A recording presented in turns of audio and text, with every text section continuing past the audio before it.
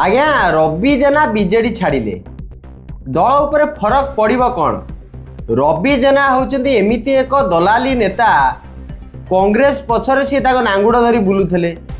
बिजु जनता दल को आसिले बेपार करने कोटी कोटी टंका अर्जन कले सरकारी दल में रहीकि न्याचुराली जी सरकारी दल में रही विभिन्न प्रकार फायदा मिल तेणुक रवि जेना बिजु जनता दल में रहिले रवि जेनाकर अभियोग आज्ञा दल तांकु पचारू नाही। मो कहवा कथा तम घरे तमे विधायक सांसद हब तमर स्त्री पिला छुआ विधायक सांसद हेबे आज्ञा बालेश्वर जो साधारण लोकटी जे आज्ञा बिजु जनता दल सहित रहीकि संघर्ष करिकी दल को सेठी मजबूत करिछि से लोकटी आज्ञा गाधेई जीव। रवि जेनाकर अभियोग होउछि नवीन बाबू ताऊ पचार नथिले तमु काई पचारिबे तमे होछ बेपारी नवीन बाबूंकर बेपारी सहित काम कौन? भारतीय जनता पार्टी भाया गोटे बेहिया पार्टी काम होउछि आज्ञा कौन ना बेपारी सहित संपर्क रखिबा गोटे बेपारी परा आम देशर अवस्था एबे माने ढिला होगलानी गोटे बेपारी आमे आउ गोटा बेपारी पाखे आंठेकी बसचे आंठेकी पराधीन होइचे सेंती रवि जेना वर्तमान तांकर इच्छा कौन से आज्ञा बीजेपी जीवे पुणी माल कमेबे माने जो मानक पाखे गरीब मानक पाखे टंका न थाए सेमानकर सकाळू केमिति दिमुटा खाइबे चिंता थाए किंतु रवि जेना भलिया गोटे कोटिपति नेतार चिंता कौन जे सरकार थला बीजेडी एतिकी कोटी कमेई थली बीजेपी आसीची मिसिबी दलाली करिबी दरकार पड़े कहा पाद फाद घसीबी किंतु आउ कोटी कोटी टंका पुरा रोजगार करी पकेबी। तो रवि जेना वर्तमान जो बीजेडी छाड़िले सी भारतीय जनता पार्टी को जीवे सेठी दलाली करिवे मु लेखिकी दउची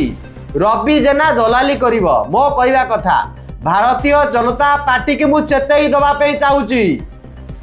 बस्ता निर्वाचन मंडली रे तमरो कैंडिडेट थिला हाँ तमे सेठी 3 नंबर रे थिला जदि तमरो नीति आउ नैतिकता अछि तम नेता मानकर इज्जत महत्व अछि तमरो स्क्रीनिंग कमिटी रो जदि औकात अछि ताले रवि जेना की रवि जेना स्त्री को पार्टी रे पुरेबे नहीं निज दलर नेता को धरिकी थई थई हब जदि बिजु जनता दल को नब तम मुहरे थुकिबु आमे कारण आमे जानिबु तमर औकात नहीं बीजेडी नेता को नेकी तमे एक सरकार गढ़ीच बीजेडी नेता को सारे तुम सरकार चलती ना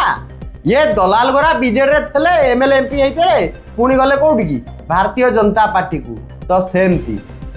जे तुम रवि जेना कि धर्मपत्नी ये दुही को तुम नेल आमे जानू भारतीय जनता पार्टी को जो आमे दलाल दलाल बेहिया बेहिया कहूँ या क्या सତରେ दलाल आ बेहिया गोटे तामसा चली राज्यसभा निर्वाचन चली आज्ञा जेते बेहिया सेमती नुआपड़ा उपनिर्वाचन चली से गोटे एंडुओ अमर सी आज्ञा पड़ेला आज्ञा नवीन बाबू जितेबाला भलरे थे तमें समस्ते सार सार कही पछे पछे बुल आउ जिते सार पलैबे सरकार विरोधी दल में बसवे तुम आउटा नुआ सार खोज माने तुम चमड़ा बेपारी ना कौन? अरे बेसिया भी तुम भाया रंग बदलाएनी तुम जो भाया रंग बदलुच रवि जेनाकर औकात मु आउ थे कहूँ रवि जेनाकर औकात है बेपारी बेपारी और बेपारी कहार नुहे आ बिजु जनता दल को भी आम चेतई दौचु बिजु जनता दल एमती बेपारी को आणिकी दल में पूरे गोटे नाटक न करू जी जाऊँ जातु दलर जी संगठन करिछि गोटे वार्ड मेंबर को उठेकी आनिकी आज्ञा एमएलए कर